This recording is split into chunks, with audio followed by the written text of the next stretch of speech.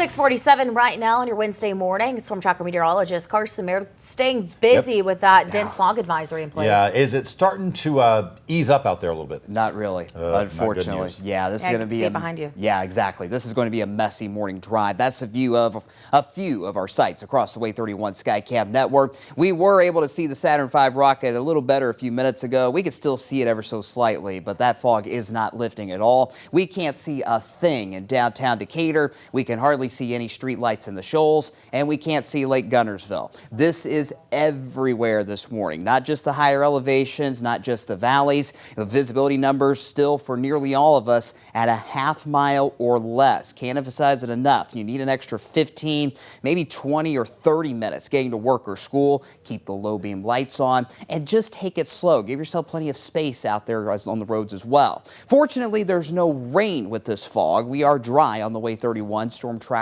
early warning radar network. I do expect us to stay dry through the morning hours. We'll have the chance for a few showers this afternoon, nothing too terribly widespread. Once this fog lifts, it'll be mostly cloudy, but we'll still warm things up nicely. 61 by 9 a.m. and your forecast high on this Wednesday is 68 degrees. So we've got fog this morning, we've got showers this afternoon, and we've got strong storms tonight. Between 10 p.m. this evening and 5 a.m. tomorrow morning, we'll have a line of storms roll right through North Alabama. Within that line, we'll have to be on the lookout for primarily those damaging wind gusts around 50 to 60 miles per hour. There's not a whole lot of fuel in the atmosphere with this next storm potential, so the tornado risk, it's there, yes, but it is very, very low. We are not expecting anything like we saw last Thursday, and we're not expecting much in the way of hail either. Main concern is going to be those damaging wind gusts. Here's the timing of when those storms will move through your area later on tonight.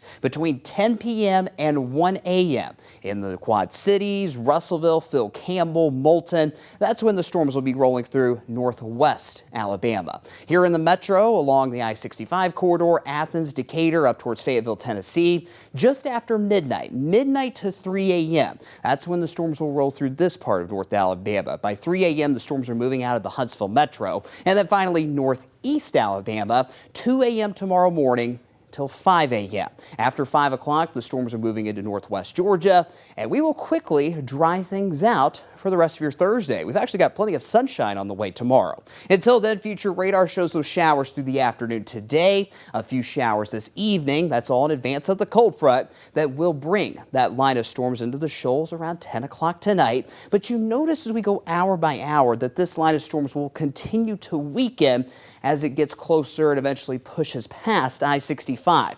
Not a lot of fuel like we mentioned, but we could still see at least some wind gusts closer to that 50, 60 mile per hour range. Storms will continue to weaken as they move into northeast Alabama before we are severe clear by 4 or 5 o'clock tomorrow morning. Maybe a couple of showers in Jackson, DeKalb County for the Thursday morning drive.